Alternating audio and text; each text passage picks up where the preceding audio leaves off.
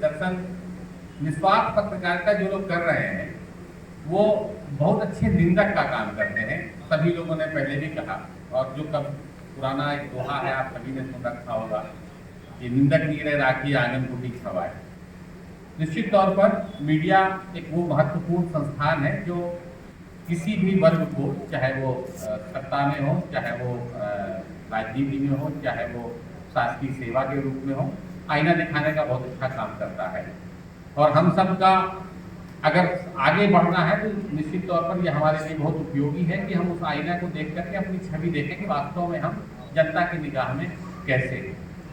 हाँ, इस निंदक की भूमिका में आप कितनी तकलीफ महसूस करते होंगे मैं समझ सकता हूँ, क्योंकि निंदा से फायदा तो हम उठा लेते हैं लेकिन सामान्य तौर पर निंदक को पसंद नहीं करते। तो आप अपनी नापसंदगी के कीमत चुकाने के बाद भी ये काम कर रहे हैं, इसके लिए आप सभी लोग का मैं हृदय से आभारी हूँ कि आप सब लोग इस निस्वार्थ भाव में समाज सेवा को कर रहे हैं। पत्रकारिता आज से 50 साल पहले, 100 साल पहले और आज में बहुत फर्क आ गया है। हमेशा आप लोग भी सुनते रहे हैं कि पत्रकारिता अब मिशन नहीं रह गई, व्यवसाय हो गई। सबकी मजबूरी है, हर क्षेत्र में डिटोरेशन हुआ है, हर क्षेत्र में गिरावट आई है। लेकिन पिछले 2-3 सालों में एक बड़ी क्रांति आई है जो मुझे महसूस होता है पत्रकारिता के लिए और किसी भी निष्पक्ष व्यक्ति के लिए काम करने के लिए एक सकारात्मक दिशा दिखाती है। वो है,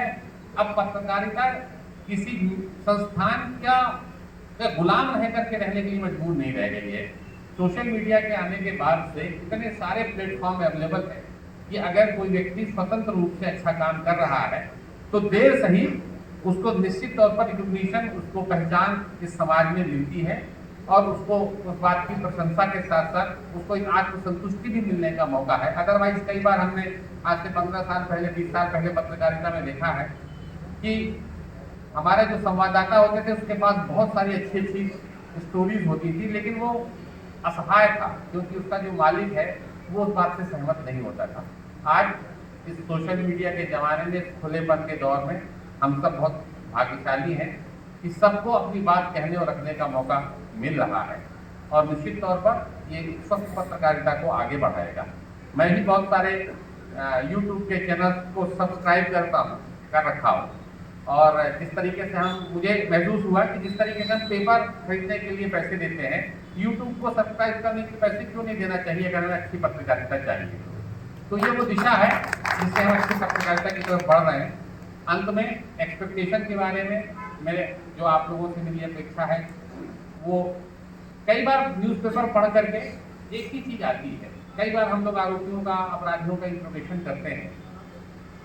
उनसे पूछते हैं कि तुमने ये अपराध कैसे किया, तो वो जो बातें बताता है वो बड़ी तकलीफदायक होती है क्योंकि उससे ये प्रेरणा या तो फिल्म से ली होती है या किसी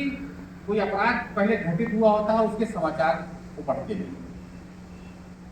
इस ब्रेकिंग न्यूज और सनसनीखेज की जो कंपटीशन है उसमें मैं आप लोगों की दुविधा और परेशानी समझ सकता हूँ, लेकिन मेरा अनुरोध सिर्फ इतना ही है कि हमारा जो न्यूज़ हो, हमारी जो न्यूज़ पेपर में छपे या मीडिया में आए, इलेक्ट्रॉनिक मीडिया में आए, उसको देख करके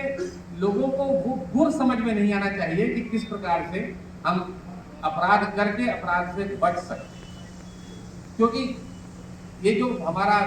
मीडिया से जुड़े हुए पूरा समाज हमारा जो जुड़ा हुआ है वो सिर्फ अच्छे लोग नहीं हैं, तो बहुत सारे लोग ऐसे हैं जो अपराधी प्रवृत्ति के लिए,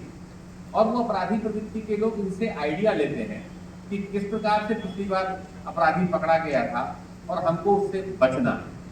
तो यद्यपि हम लोगों की भी ये मूल जवाबदारी है कि उन चीज़ों को डिस्क्लोज ना करें जिससे कि अन्य अपराधी सतर्क हों, परंतु आप लोगों से भी हमारी एक यही अपेक्षा है कि लोगों को अपराध से बचने के लिए जरूर जागरूक करें, पर अपराधी ने अपराध कैसे किया था यदि इससे बच सके तो मुझे लगता है समाज में अपराधियों को से हमें बचाव में आपका बहुत सहयोग मिलेगा। आप सबने मुझे यहाँ पर बुलाया, मुझे सम्मानित किया, इसके लिए मैं आपका हृदय से आभारी हूँ।